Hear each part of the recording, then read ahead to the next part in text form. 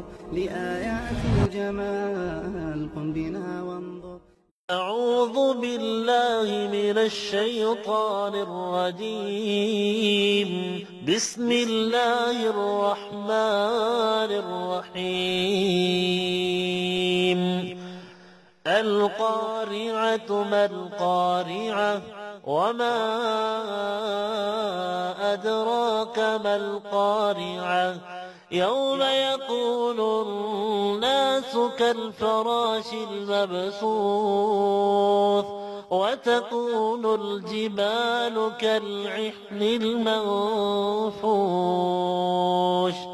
فأما من ثقلت موازينه فهو في عيشة راضية وأما من خفت موازينه فأمه هاوية وما